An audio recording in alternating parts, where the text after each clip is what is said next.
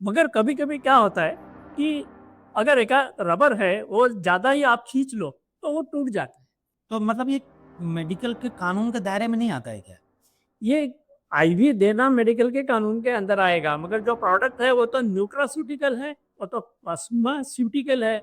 तो न्यूट्रास्यूटिकल की इंडस्ट्री और कॉस्मेस्यूटिकल की इंडस्ट्री मेडिकल काउंसिल के दायरे के बाहर है। नमस्कार, मैं संजय प्रभाकर।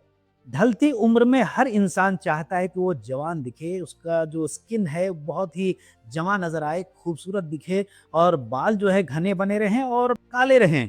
और ख़ासकर महिलाओं में देखिए बहुत लोग जो है एंटी एजिंग प्रोडक्ट्स लेती हैं, इंजेक्शंस लेते हैं। लेकिन इसका क्या असर होता है, कितना खतरनाक असर हो सकता है, बिल्कुल ताज़ा तरीन उदाहरण है, एग्ज़ाम्पल शेफाली जरीवाला, बहुत नामी कांटा लगा गर्ल, उनकी मौत हो गई। इस पर भी बात करेंगे, आखिर इसकी असलियत क्या है? देखिए, असलियत पर अभी तक शायद बहुत कम लोगों ने बात किया होगा या फिर नहीं किया होगा। और यहाँ पर मेरे साथ एक्सपर्ट हैं, मुंबई के जाने-माने प्लास्टिक सर्जन और जो कि खासकर सभी को, पुरुष हों या स्त्री हों, महिलाएँ हों, जेंट्स हों, सबको खूबसूरत बनाने का काम ये भी करते हैं। लेकिन इनको मैं 30 सालों से जानता हूँ, बहुत नामी डॉक्टर हैं। डॉक्टर साहब नमस्कार। नमस्ते, नमस्ते, नमस्ते। डॉक्टर अनिल निराले जी हैं। सर ये बताइए, ये जो अगर मैं चाहूँ कि अभी मैं 50 प्लस हूँ, तो और बहुत कम दिखना चाहूँ उम्र से और मेरे स्किन में जो है एक जवानीपन आ जाए, तो क्या राइट, हो राइट। सकता है? हो सकता है, मगर क्या है इसमें देखिए, 50 प्लस से डायरेक्ट 15 साल के नहीं हो जाएँगे। ओके, कोई अगर 45 इयर्स का है, तो वो डायरेक्ट 15 इयर्स का नहीं लगेगा, मगर इम्प्रूवमेंट ज़रूर होगा।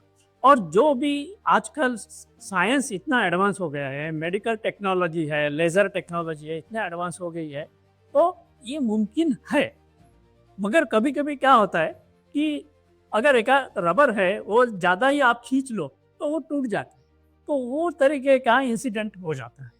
नहीं, लेकिन अभी देखिए शेफाली जरीवाला का जो केस आया होगा, आपके लिए आपको तो तुरंत पता चल गया होगा भई ये जो बातें सामने आ रही हैं कि एंटी एजिंग इंजेक्शंस लेती थी और क्या-क्या मेडिसिन्स, वो तो मुझे नहीं पता, आप जानते हैं।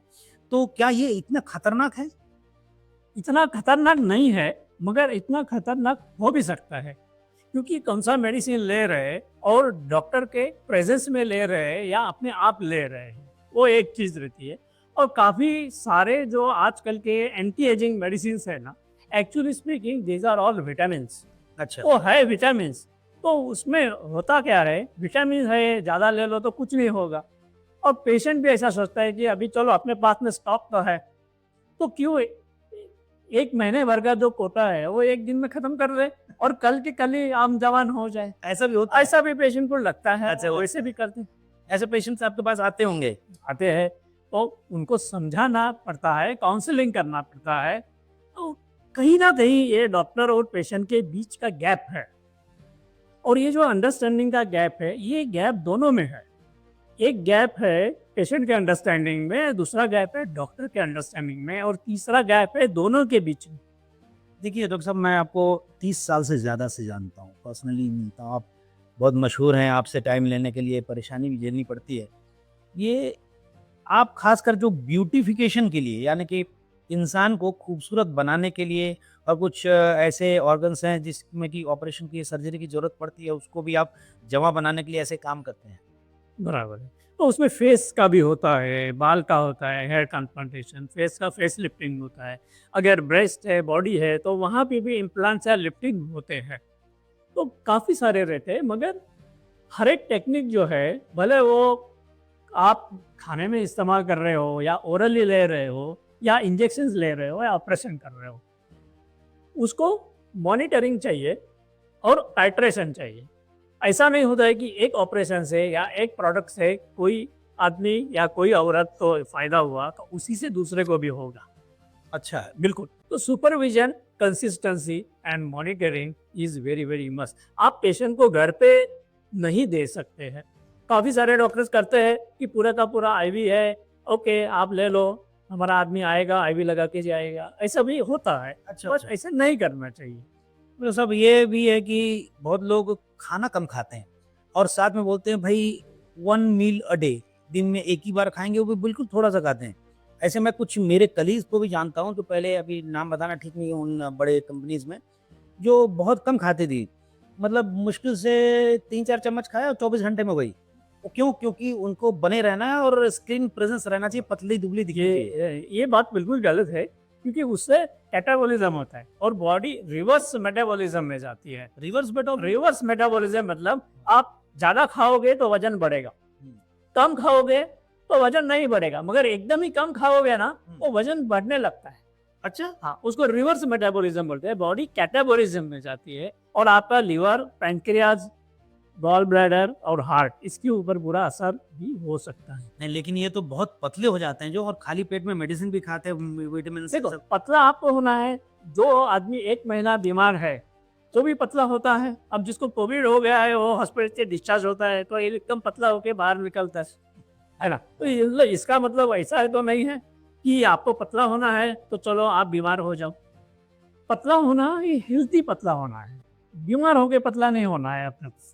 तो अगर जैसे आजकल खासकर लेडीज़ हों या फिर आजकल मेंस भी, लड़के भी हों सभी, तो फिल्म वर्ल्ड की बात करें, ग्लैमर की बात करें, इस दुनिया से जुड़े हुए खासकर, वो ऐसा बहुत करते हैं। और ये जो प्रोटीन्स आता है, फिर और क्या क्रिएटिन्स पाउडर आता है, ये सब क्या है?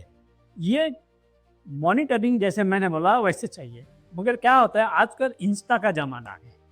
लोगों को सब कुछ इंस्टेंट चाहिए। जिम में गए तो 1 महीने के अंदर 6 पैक एब्डोमेन चाहिए। हुँ,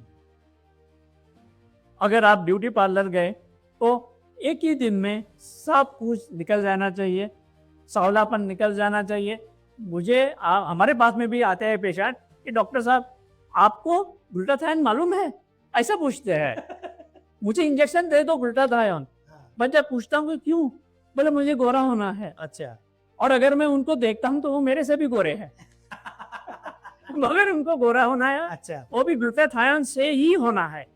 ये दिमाग में गया कैसे? ये सब सोशल मीडिया से गया है और ये हानिकारक है। बहुत चीज़ ये भी देखता हूँ मैं, बहुत करीबी लोगों को भी देखा है मैंने, मेरे जान-पहचान में। वो कोई भी मेडिसिन्स आज डॉक्टर्स के पास नहीं जाते हैं।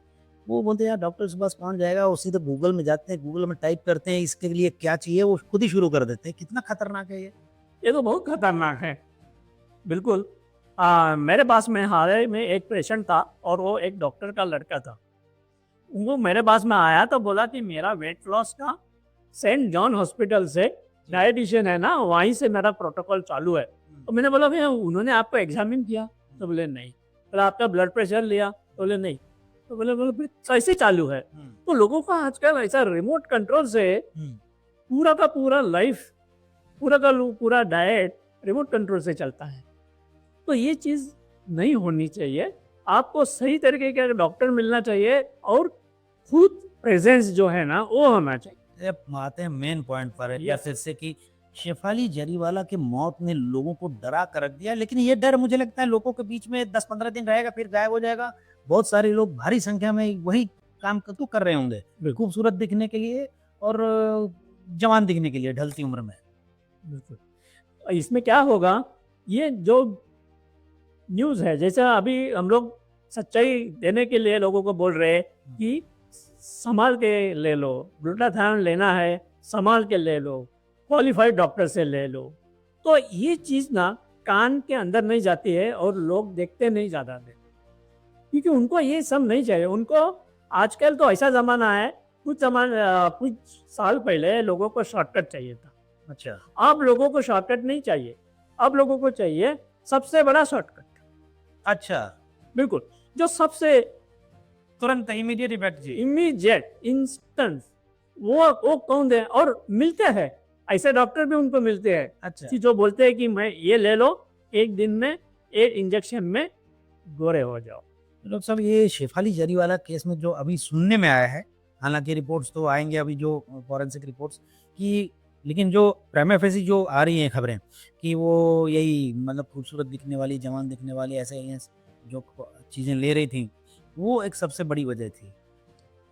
हो सकता है ऐसा, उसमें काफ़ी अभी जैसे आपने भी न्यूज़पेपर में पढ़ा रहेगा, टीवी पे देखा रहेगा, विटामिन सी लिया, ग्लूटाथायोन लिया, ये सब मॉनिटरिंग डॉक्टर के सामने होना चाहिए। और डोजेजेस एफडीए ने डोजेजेस जो है वो जितने अलाउ किया है ना, उतने ही डोज देने चाहिए और उतना ही डोज लेना चाहिए। अच्छा, तो अब ये बताइए क्या ये जो ये सारी चीज़ें होती हैं, अब ये भी हुआ इस केस में कि भाई ये किस डॉक्टर की निगरानी में सारी दवाइयाँ ले रही थी? दवाइयाँ मतलब अब उसको दवाई बोले या प्रोडक्ट मुझे समझ में नहीं आता, आप बताइए। दूसरा ये कि अब क्या अब उस डॉक्टर की जाँच होगी या वो डॉक्टर को कुछ नहीं होने वाला है? क्या ऐसा नहीं है, अगर कि कहाँ से गलती हुआ है, तो वो गलती जो अपने कानून की व्यवस्था है, वो फाइंड आउट करेगी। मगर इसमें क्या होता है, अब ग्लूटाथायोन है, विटामिन सी है, ये तो सब विटामिन है। तो एफडीए का ऐसा भी मानना हो सकता है कि ये तो सब विटामिन्स है, ये तो हमारे फार्माकोपिया में है ही नहीं। अच्छा, अगर आपने ज़्यादा दिया तो वो आपकी ज़िम्मेदारी। अच्छा। और अगर आप काउंसिल-वाउंसिल की बात करोगे तो वो बोलते हैं कि ये तो हमारे सिलेबस में है नहीं। ये तो सब न्यूट्रास्यूटिकल है। तो मतलब ये मेडिकल के कानून के दायरे में नहीं आता है क्या? ये आईवी देना मेडिकल के कानून के अंदर आएगा, मगर जो प्रोडक्ट है वो तो न्यूट्रास्यूटिकल है, वो तो कॉस्मेस्यूटिकल है। तो न्यूट्रास्यूटिकल की इंडस्ट्री और कॉस्मेस्यूटिकल की इंडस्ट्री मेडिकल काउंसिल के दायरे के बाहर है। अच्छा, तो मतलब इस पे कोई केस कंपनियों पे नहीं बनेगा? कंपनियों में बनना डिफिकल्ट है, क्योंकि कंपनी ने थोड़ी दिया है, कंपनी ने तो प्रोडक्ट बना के शेल्फ पे रख दिया। अब आपने वो खरीदा। लेकिन आप मेडिसिन नहीं मानते क्या उसको? मेडिसिन मानना ना मानना अलग है। देखो, आप अगर अदरक की चाय, खांसी आपको होती है, आप घर में अदरक की चाय बनाते हो और पीते हो।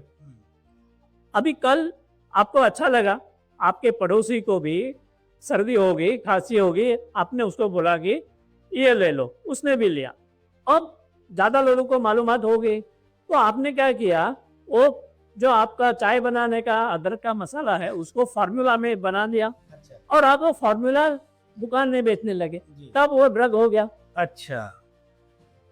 तो तब वो कानून के दायरे में आ गया। नहीं, लेकिन इस पूरे मामले में जो विटामिन सी की और साथ में क्या इंजेक्शन आप बोले गोरे होने वाला और जवान दिखने वाली जो और बहुत सारे प्रोडक्ट्स हैं, होने वाले ऐसा दावा भी किया जाता है। आप भी कहते हैं कि होते हैं ऐसे, एजिंग एंटी एजिंग चीज़ें हैं। तो ये सब क्या मेडिकल काउंसिल ऑफ इंडिया के कानून के दायरे में नहीं है क्या? उसमें देखो, काउंसिल सिलेबस के ऊपर जाता है। ये सब चीज़ जो है वो नए है। अब वीकनेस के लिए आपको मालूम रहेगा, अपने जो काम वाली रहते हैं, मौसी लोग रहते हैं, उनको वीकनेस आता है, तो जनरल प्रैक्टिशनर उनको सलाइन चढ़ाते हैं, उसमें विटामिन भी डालते हैं, मगर वो खुद के दवाखाने में देता है।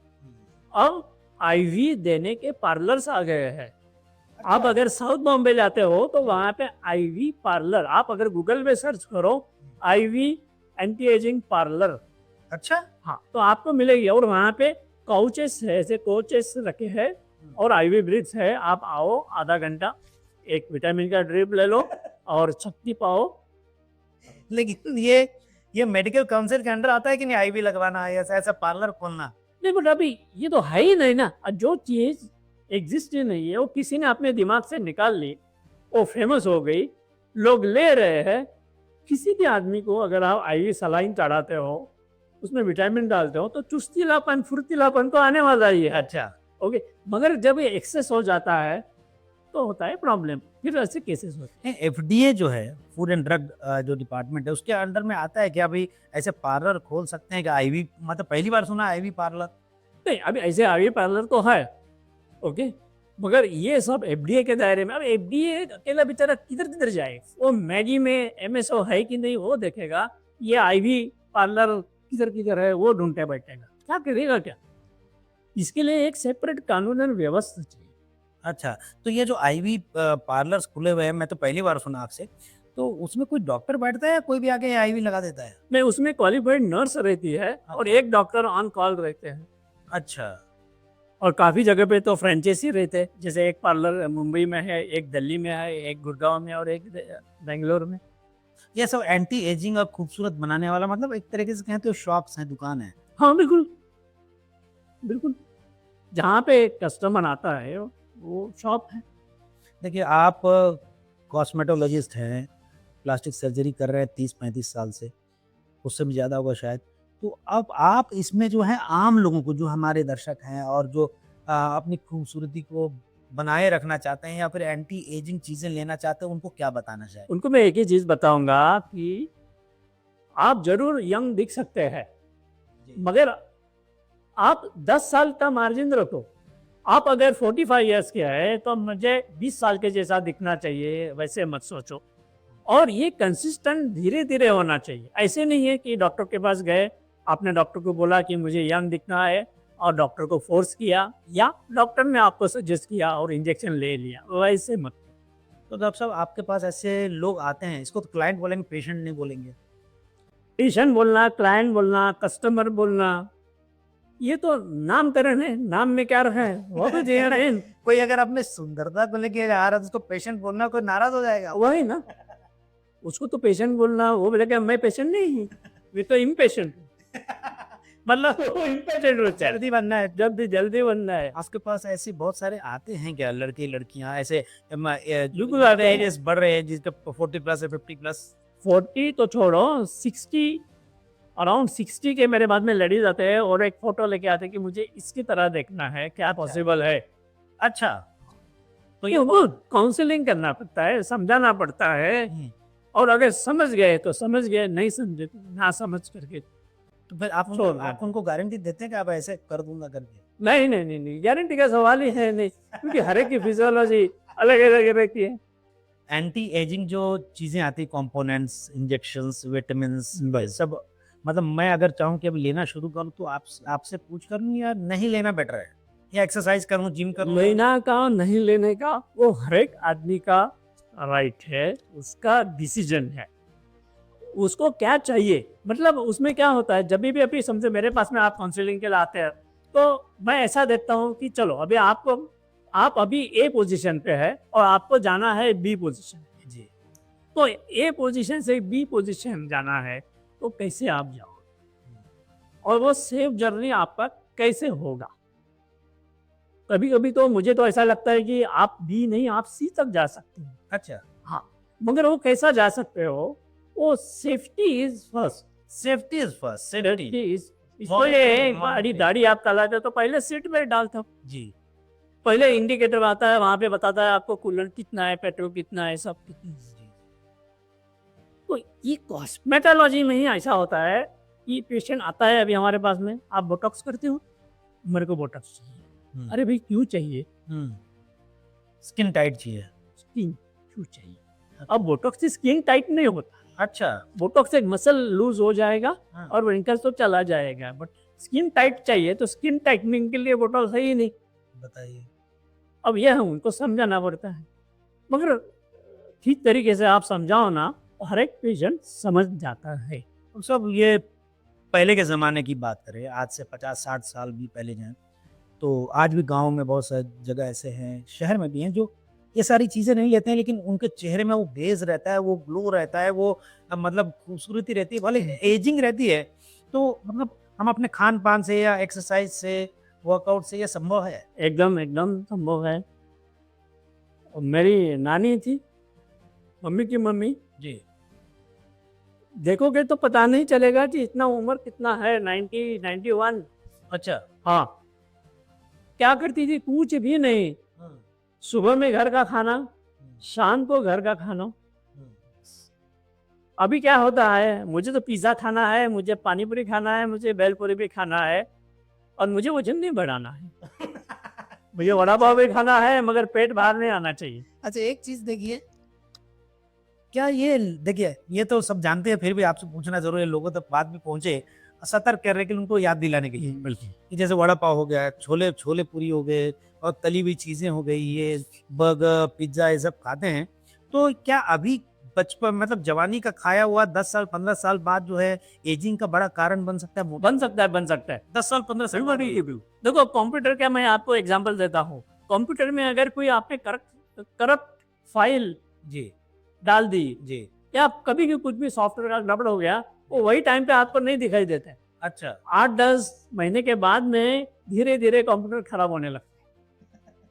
बाम तभी फिर आप रिपेयरिंग के लिए जाते हो तो बोलते हैं कि अरे यार ये एक फाइल कहाँ से आया, तो बोले हाँ मैंने ये यूएसबी डाला था या मैंने वो देख लिया था, तो वो टाइम पे गड़बड़ हो गया। ऐसे ही बॉडी का है। अच्छा। आपने अगर एक घटक भी आपके डाइट में आ गया ना, वो कल के कल कुछ भी नहीं करेगा, इमीडिएटली कुछ नहीं होगा, 2-3 दिन के बाद में, 2-3 महीने के बाद में आपका कंप्यूटर में प्रॉब्लम होगा। वैसे ही बॉडी के अंदर अगर हानिकारक कुछ एजेंट गया है ना, वो जरूर अपना प्रताप दिखाएगा, कुछ दिनों के बाद में दिखा सकता है, और फिर आपको पता नहीं चलेगा कि मैंने तो कोई क्या खाया। आप ये बताइए खूबसूरत रहने के लिए जो लोग करते हैं, जवान बने रहने के लिए, एंटी एजिंग के लिए, उनको क्या बताना चाहेंगे आप? उनको मैं एक ही चीज़ बताना चाहूँगा कि आपको एंटी एजिंग करना है। जैसे मैंने बोला कि ए से बी तक की आपकी जर्नी है, तो पहले फाइंड आउट करो आप अभी कहाँ पे हैं और आपको क्यों बी पॉइंट पे जाना है। आपको खूबसूरत दिखना है, ओके, क्यों दिखना है? क्यों दिखना ये क्या सवाल है? हर इंसान ज़रूर क्यों दिखना है? हर एक को अच्छा दिखना है, उसका बेनिफिट चाहिए, हुँ, वो एक इमोशनल फीलिंग चाहिए, जी। इमोशनल बेनिफिट चाहिए। हुँ, ओके, देखो जैसे एयर होस्टेस है, उसको सुंदर दिखना है, वो उसका करियर, प्रोफेशन के लिए ज़रूरी है। लेकिन अगर खुद कोई घर में ही सुंदर दिखना चाहता है मिरर के सामने तो? हाँ, बिल्कुल।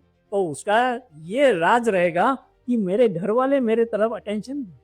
अच्छा, नहीं तो उसमें एंटी एजिंग एलिमेंट क्या-क्या ले सकता है, नहीं ले सकता? नहीं, अभी एंटी एजिंग एलिमेंट क्या लेना है, वो पहले जैसे ए पोज़ीशन है आपका, उसका असेसमेंट होगा। ये इज़ फॉर असेसमेंट अच्छा, कि क्या कमी है हुँ। और जो घटक कम है, वही दे दो। तो ये खुद नहीं ले आप जैसे और भी डॉक्टर्स के जो कि क्वालिफाइड हों, इसमें एक्सपर्ट हों, उनके पास जाना चाहिए। हाँ, बिल्कुल, बिल्कुल। जो आईवी पार्लर्स जो खुले हुए दुकान खुले हुए हैं आईवी लेने वाले, वहाँ नहीं जाएँ। जहाँ भी जाना हो, सोच समझ के जाइए आप कहाँ पे जा रहे हो। मतलब एक्सपर्ट के पास जाएँ, हाँ, बिल्कुल। है ना? ओके। क्योंकि हम तो क्या पाबंदी तो नहीं लगा सकते कि भैया उधर वो गली में जाना ही नहीं है। ओके। मगर आप कहाँ जा रहे हैं, ये ध्यान में रखो कि हाँ, मैं यहाँ पे जा रही हूँ, ये जगह से मैं ट्रीटमेंट ले रही हूँ, जो भी होगा मैं ज़िम्मेदार। खाना-पीना अच्छा खाना चाहिए। अच्छा खाना भूखे नहीं रहना है। बिल्कुल। और जो वन डे मील वाला चल रहा था उसके बारे में? नहीं, नहीं, ये सब फैट डाइट रहते हैं। ये कौन सी भी साइंटिफिक मेडिकल टेक्स्ट बुक में नहीं कहा गया है कि वन डे मील लो। दैट इज़ वो बहुत खराब है हेल्थ के लिए। बिल्कुल, बिल्कुल, बिल्कुल। उससे आगे जाके भी प्रॉब्लम हो सकता है, मेटाबॉलिज़्म जो है आपका कैटाबॉलिज़्म भी चेंज हो सकता है। तो डॉक्टर साहब कुछ ऐसी बात जो छूट गई हो तो आप बताइए? एक चीज़ यही है कि पहले तो आपको अगर एंटी एजिंग करवाना है, तो आप अपने आप को खुशहाल रखो, अच्छी नींद लो, अच्छा खाना खाओ, घर का खाओ, 2 बार खाओ नहीं 3 बार खाओ मगर घर का खाओ। खुशहाल रहो, बी हैप्पी कुछ and timing make others happy. अभी खाने का टाइम जो है कुछ सर कि शाम को या रात में इससे पहले? जब भूख लगे तब खाओ।